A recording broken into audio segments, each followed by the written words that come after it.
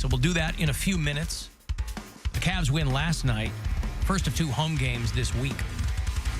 They beat the Hawks last night. And they will be playing another team on Friday. Who will they be playing on Friday? I've already forgotten. Well, the Trailblazers of Portland. You know, PDX, if you're in the know, is how you're going to abbreviate that. Cavs, Blazers, tomorrow night, 7 o'clock tip. So as soon as we roll at 6:30, your pregame coverage will begin. And then they hit the road for a pretty good chunk. They'll start off in Detroit against the Pistons on Saturday night. They go to Orlando, 2 nights in Boston before they come back home. Middle of the month. Tomorrow, as it is the last day of November, is going to be the last day for you to get some gear at CLE Clothing Company with the promo code GRAVY. That was your Thanksgiving November promo code. So Friday, we'll start with the new one, which is? Cheer. Cheer for 20% off all through the month of December, which, if memory serves, has 31 days. Hence, the New Year's Eve part. Well, they'd have a New Year's Eve even over 30 days. Right. Right, but I associate New Year's Eve with December 31st. That makes sense. In my brain, what yeah, that's how it works. So Friday, we'll start doling it out with cheer. Speaking of Boston, Cavs doing 2 nights at the Celtics, of course. We have a lot of bureau chiefs in Boston. We've got Tim, and we've got Jesse, and we've got Alyssa. Dude, have you seen Jesse's Girl? From the song? Like that Jesse's Girl. The bureau chief. No. Super hot. Oh, yeah? Well, Kinda like the song. That Jesse's a girl. It could be Jesse's girl. Yeah. I don't know her. I don't know her situation. Maybe it's Jesse's Grill. Oh, I wish Also, I had It's Jesse's Also really grill. hot. It's a typo. Kind of hot. And has anybody ever used that for an ad campaign for a grill cut? Like, has They Traeger done, I should. wish I had Jesse's Grill? Somebody has to have done that. I think that is actually I think it's like a Weber or whatever. Weber. Is it Weber or Weber? It's Weber. Weber. Yep.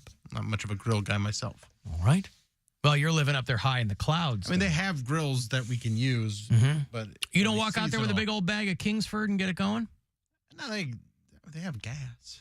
Well, I don't know if they they've put got- them. They take them inside. I don't know what you hoity-toity They put sky them dwellers are inside in the using. winter. Oh. Well, I wouldn't recommend in your building grilling inside. I will not. That's a very bad idea on their part. Not See, where I am, I'll grill year-round. Inside. Inside. Yep, right there on my patio. Got a brisket going. I want a hibachi. I want like a hibachi, like just a flat top grill is Just what do I it on the want. engine of your car. Maybe. What? Anywho, Boston. They arrested a homeless guy because he'd been going around the city vandalizing things. Specifically, very specifically, a weird one. They were especially upset that he yanked Paul Revere's headstone out of the gravesite. Damn.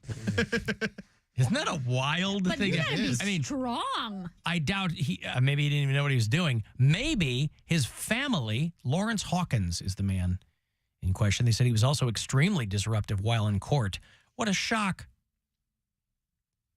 Maybe his family, maybe the Hawkins clan, has a long-standing feud with Paul Revere's descendants. Maybe it's one of those birth of America type grudges. He yanked Paul Revere's headstone out of the grave. He vandalized the Holocaust Memorial. This is during what they called a citywide spree. A spree. Crime spree. 8 different locations. The first call came in around 11:30 on Saturday night. Front door of a business was smashed. There was a brick inside. Then Did they sell bricks at the business? it was not a brick business. Okay. No. So that That would have been an open and shut using case. my Powers of deduction. He probably threw that brick through the glass. Elementary, Watson. Then a cop who had started his shift found his front windshield smashed. And then Paul Revere's tomb was defiled. And then this guy did some stuff at the Holocaust Memorial. This is running around. Now, I don't know how close in proximity all those are, but these people described it as a city-wide spree, not a block-wide spree. Whole city. That doesn't take a lot of work. Here's his defense attorney. My goal is to see to it that he gets the help and services he needs to be stabilized and to see if he appreciates the nature of the charges against him, which he does not seem to at this time. Let's just say that trying to interview him is less than fruitful. Trying to interview him. Here's the prosecuting attorney. Martin Luther King Jr. Well, yeah. Trying to interview him has been less than fruitful.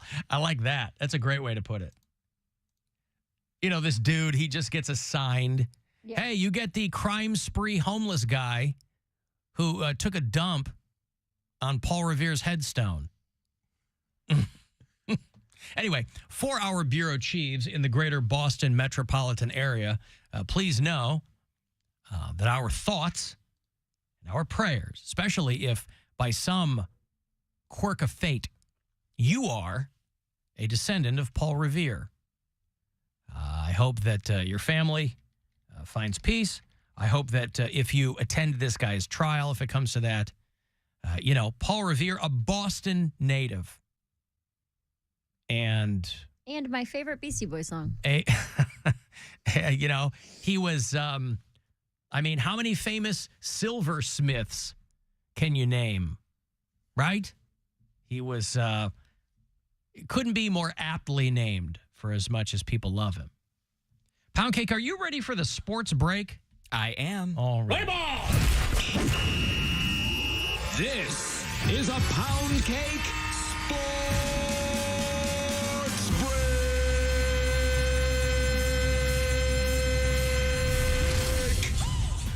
In the headlines today, there have been some developments in the Corey Perry and Connor Bedard fiasco, just like I thought there would be.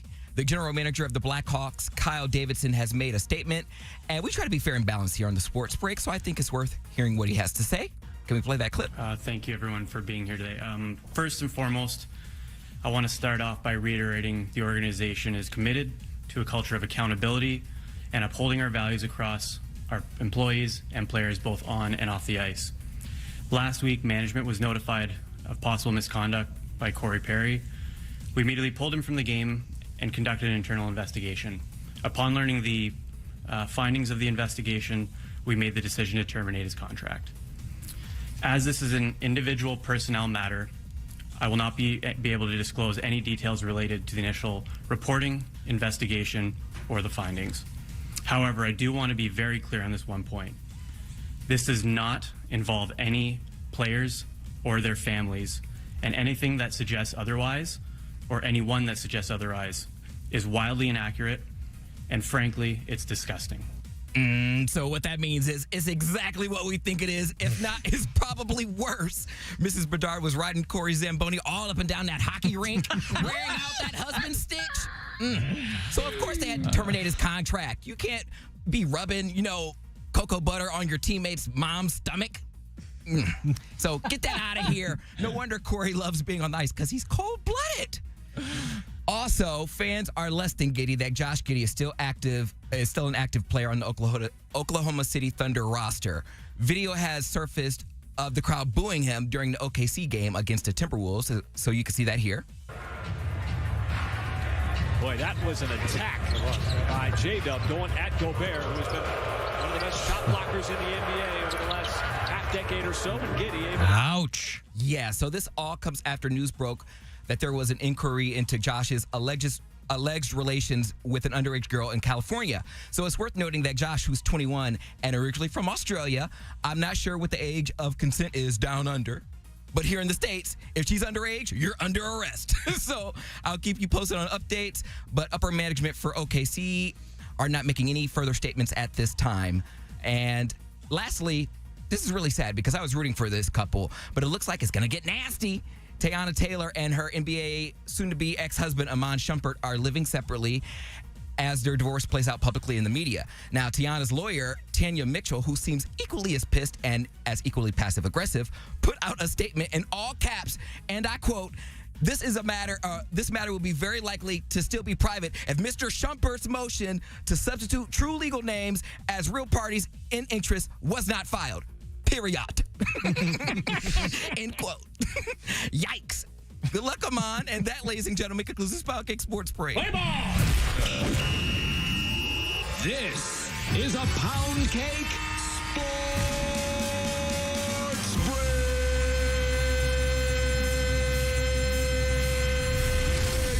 Mon's just trying to see if he's got any Corey Perrys in his crew. That's right. It's funny that we played that Kyle Davidson clip where he was saying any implication otherwise disgusting. He's like, I don't know if he still is, but he's been with the Hawks for a while. He was like the youngest GM in the entire NHL. He sounded young. But he's like 33 or something like that. But he was also the guy that went viral because that dude was doing like a hockey podcast when the NHL draft was in Nashville, and he caught Kyle Davidson on the street and didn't know who he was. And so he's just interviewing him because he thought he was a regular dude. And he said, "What's your name?" He goes, "I'm Kyle from Chicago."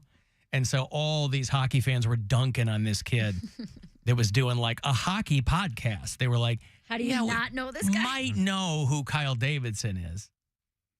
But yeah, Josh Giddey. You know, they've already said that the minor and her family are refusing to cooperate with the investigation. AKA he pulled Diddy and paid her off.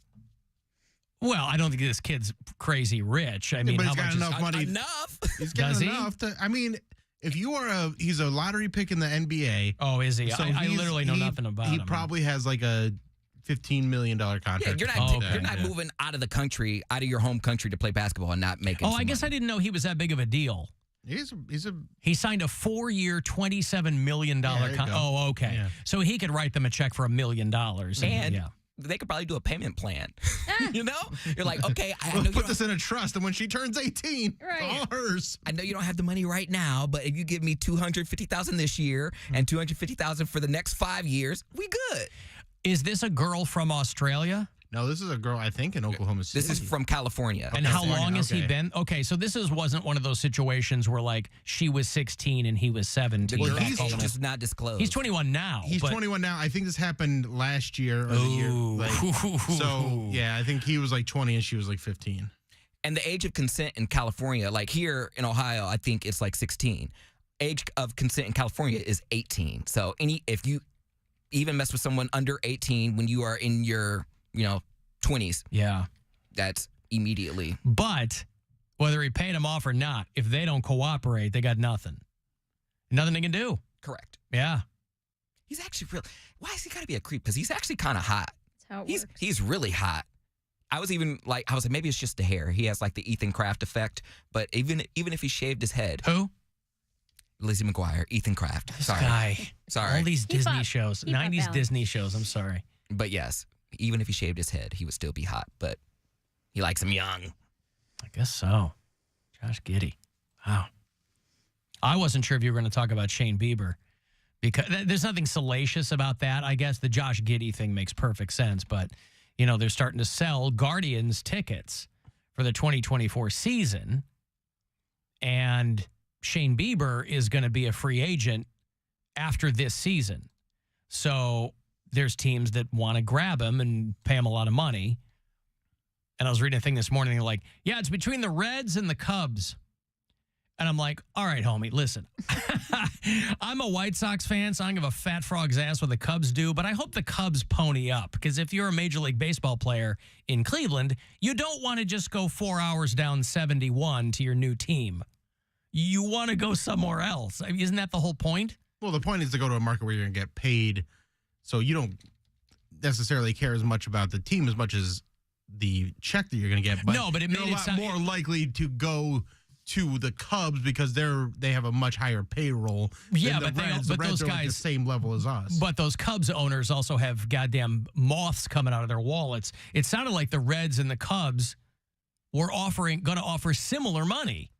Oh. So I'm like, well, get out